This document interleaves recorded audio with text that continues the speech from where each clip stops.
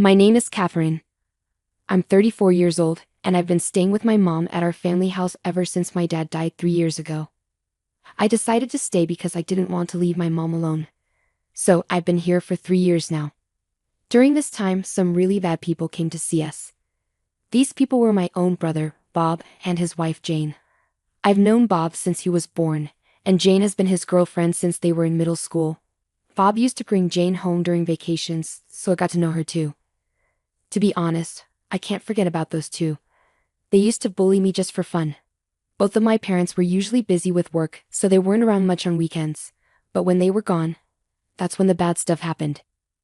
We lived in a big mansion that my dad, who was a CEO, built for us. But one time, they told me to play hide and seek in the mansion, and when I hid in a closet, my brother and Jane filled it with stuff, trapping me inside. I'd be stuck in there until just before my parents came home, and then my mom would scold me for messing up the closet. One day, my mom came home early from work and caught Bob and Jane stuffing me in the closet and blocking the door. She was really mad. After that, they never locked me in the closet again, but they kept bothering me. I was angry at my parents for not being there when I needed them. I resented Bob and Jane, but I also felt mad at my parents for not helping me. Then, when I was in middle school, Bob and Jane did something really mean. They cut up my school uniform with scissors, wrote all over my textbooks, and even ruined my cushions and bedding. I found out later that Bob and Jane were in high school at the time, and they were angry because they got bad grades on their exams and their parents scolded them. That's probably why they took such a mean revenge on me. I was shocked in my messed up room. Why was this happening to me? Why wouldn't anyone help me? I stood there lost in those thoughts. Then, when I didn't come to dinner, my mom came to check on me and saw my room. She screamed, and my dad came running too. My brother came in last, struggling to hold back his laughter. He couldn't help but chuckle sometimes. Surprised, my parents looked at me as I said, "Mom, Dad, I want to leave this house." Tears started flowing as soon as I spoke. No one is helping me. Bob and Jane are always mean to me together.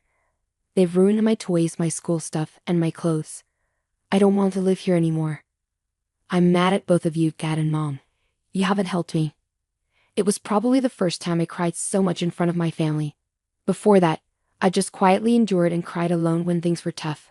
But this time I cried loudly like a child. Seeing me like that, my mom hugged me and said, "I'm sorry for everything." Even my brother, after seeing how upset I was, seemed to understand how serious it was. He tried to leave, but my dad stopped him. "Do you understand what you've done? This is serious," my father said. Even though he wasn't yelling, his voice was scary, even to me, who wasn't being scolded. "Come on, Dad. It's not like we committed a crime. We were just having some fun," my brother replied. "Destruction of property is a crime. You need to understand that you have to make up for it," my father explained. But Catherine is family, and I'm still young. Minors can't be criminals, can they? My brother protested. My father sighed deeply at my brother's excuse. True, as a minor, you might not have the means to pay. But as parents, we're responsible for your actions. If you can't compensate, we'll have to. It's time for you to go live with your uncle. Uncle? My father's younger brother was known for being strict and disliked dishonesty. He was like a scary figure to the neighborhood kids, similar to a boogeyman. While he was nice to well-behaved children like me, he had no patience for troublemakers like my brother, Bob, and Jane. Bob never got along with him. "No, I don't want to live with Uncle. I promise I'll behave better," my brother begged. "I've heard that promise too many times. When you and Jane locked Catherine in the closet, when you two chased her around, when you threw bugs at her even though you knew she was scared, every time we found out, we scolded you and you always promised to stop. But you kept doing it anyway. We can't have someone in our home who hurts our family, even if they're family themselves. You're not welcome here anymore," my father declared. After my father's declaration, he grabbed Bob by the neck and took him away. Later on, I learned that my parents were really upset with Bob's behavior. Even after being scolded, Bob didn't seem to get why he was in trouble. He just kept bothering me. I figured he was beyond help. Some people just don't understand how to behave in society. I learned that from watching Bob and Jane. Originally, Bob planned to go to university using our father's money after high school. But our father didn't think he'd do well there. He said, "You'll just cause trouble for others." So Bob ended up working at our uncle's company right after high school, but he seemed desperate to leave. As soon as he graduated, he and Jane rented an apartment together. They decided to live together without any help from our parents or uncle for rent or expenses. Later on, Bob asked me to lend him some money, even though I was just starting high school and didn't have a job. All the money I had saved up before, which Bob used to steal when he lived with us, was given back to me by my parents. I kept track of it in a notebook. So, I did have money saved, but I wasn't going to give it to him. I told Bob, "Aren't you embarrassed to ask your high school sister for money? I don't even have a job, so I don't have extra money to give you." After that, I told my parents about Bob's request, and they were angry. They'd promised not to help him anymore. I thought Bob and Jane should learn to live on their own without relying on others. From then on, I focused on my studies. I worked hard and went to college. After graduating, I got a job and continued learning new things. I was so busy with my own life that I forgot all about Bob. As I had forgotten about him, an invitation to Bob's wedding arrived at our house. The bride was Jane, of course, his partner.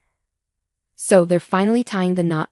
I thought as my parents and I discussed whether we should go to the wedding of a family member. However, a few days before the wedding, my father collapsed and was taken away by an ambulance. He had always been frail, but this was the first time he had collapsed, so my mother and I panicked and called for help. During this crisis, I reached out to my brother, but he brushed me off, saying, "I'm getting married soon. Don't bother me during this important time." Even when I told him our father was urgently hospitalized, he dismissed it, saying, "He just tripped, right? Make sure you come to my wedding." Then he hung up. Sadly, our father passed away shortly after. With the funeral arrangements underway, my mother and I informed my brother that we couldn't attend his wedding. Despite his insistence that we should be there, my mother and I decided not to go. We also let Jane's parents know about our father's passing and our inability to attend. While Jane's parents understood, my brother and Jane accused us of disrespect for not attending. The message my mother and I received on our voicemail accusing us of rudeness was so absurd that it made me wonder who the real rude person was. While we were focused on arranging our father's funeral, my brother and Jane went ahead with their wedding without considering our loss. After that, my mother and I never brought it up, but we felt like our relationship with my brother was completely broken. Then, out of nowhere, my brother showed up at our door. When I answered the intercom and he said he had a delivery, I wasn't expecting him to be there in person. When I opened the door, there he was, along with Jane, carrying large suitcases. They'd pushed past me and barged into the house. "Hey, hold on, what's going on?" I protested. It seemed like my brother had forgotten our father's words, who had told him never to come back to our house. Despite that, they both barged in, dropped their luggage in the hallway, and started talking nonsense to me. "You and Mom need to leave this house right now," my brother demanded. "What? Mom has dementia, remember?" I was stunned. What was my brother talking about? It had been 3 years since our father passed away, and he hadn't apologized, visited the grave, or done anything to make amends. And now, he was asking for our family mansion. On top of that, he was assuming our mother had dementia and planning to kick her out. I was left speechless. Then our mother appeared from a room in the back. "Catherine, what's happening?" As she saw my brother, she said something shocking. "Oh, who are you? If you're a stranger, please leave," she said. My brother and Jane laughed at her. "See, this happens every time we see her. Her dementia must be getting worse. You take care of Mom. I'll take the mansion. I'm the oldest son, so I should get it," my brother declared as he walked further into the house. Jane, copying my brother, turned to me and our mother and said, "Take the old lady and go. I never want to see you again." I hurried to my mother's side and asked, "Mom, are you all right?" We felt like we were being pushed out, so we left the mansion, leaving all the old furniture behind. My mother and I gathered our things and left the house. Luckily, a friend of mine who heard about our situation offered us his house. He was overseas and couldn't take care of it himself. Originally, his cousin looked after the house, but since he's moving to another state next year, it seemed like a good opportunity for us. When we arrived at the house and unpacked, my mother and I finally felt relieved. Then my mother chuckled and said, "We've left that house, but I still don't like how Bob and Jane behave. Maybe we should sell the house," she suggested. I asked my mother about what Bob said regarding her having dementia. She explained, "That's just a story they made up. About 2 years ago, they started asking me for money all the time, but they didn't even attend their father's funeral, and they never bothered to check on me afterward. I couldn't believe their audacity to ask for money after all they'd done, so every time they asked, I pretended not to know them and said, "Who?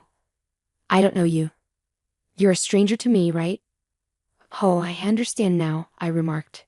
It seemed Bob and Jane misinterpreted my mother's deliberate distance and treated her like a stranger because she wanted nothing to do with them anymore. They thought her indifference meant she genuinely didn't remember them, leading them to believe she had dementia. Regardless, I believe it was wrong to kick someone out of their home, especially if they thought they had dementia. My mother quickly decided to sell the mansion. We'd have been discussing selling it ever since my father passed away, as it was too big for just the two of us. At that time, an executive from my father's company, where I was being trained as a successor, expressed interest in buying it. So the buyer was almost certain. We just needed to go through the paperwork. When I spoke to a real estate contact and explained the situation to the executive, they agreed that leaving the mansion with Bob and Jane would lead to serious problems. It was clear that action needed to be taken swiftly.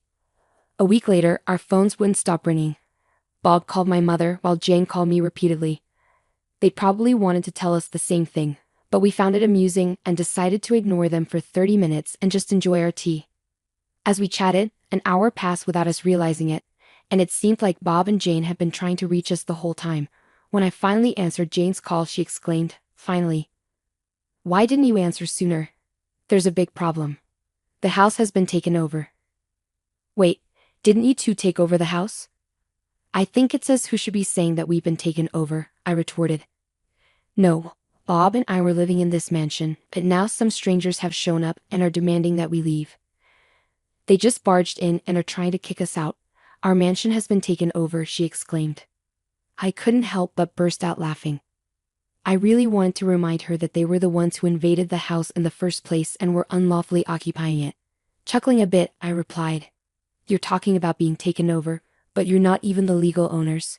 My mother, who was the rightful owner, has sold the house to someone else. So strangers who have no connection to the property should quickly move out." "What? She sold it? This mansion?" She sounded shocked. "But this mansion belongs to Bob," she protested. "When did anyone ever say that?" I questioned. "Well, no one explicitly said it, but Bob is the eldest son. Isn't it natural for him to eventually inherit this house, the property, and his dad's company? And I'll be living as the elegant wife of the CEO in this mansion," Jane argued. Despite her confidence, Jane seemed panicked. I couldn't help but burst out laughing again. The fact that she assumed Bob would automatically inherit the mansion and become the CEO of the company his father ran was astonishing. Such naive thinking, I thought to myself. Given Jane's strong belief, Bob probably also thought he would inherit both the mansion and the company, even though no one had ever promised him that. Once more, I couldn't help but laugh at Jane's words. "Bob is the boss, and you're his wife? How can you even think that's possible? You both started at the company without any special training or education to run it," I chuckled. Jane seemed surprised by my teasing. She shot back, "Well, I might inherit the company from my uncle then."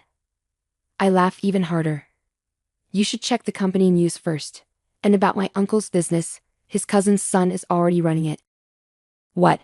So Bob can't be CEO, and I can't be a CEO's wife?" Jane couldn't believe it. "That's right. Can I hang up now?" "I don't think I need to talk to strangers anymore," I said. "Please, Catherine, wait. Can you give us some money?" Jane pleaded. I hung up the call, but later I heard what happened next from Uncle. Bob and Jane didn't want to leave the mansion. They clung to the pillars and refused to go. Uncle had to come and pick them up. It turns out, since they were hired by Uncle's company, they were undergoing strict training, and they were so scared that they cried when Uncle took them away.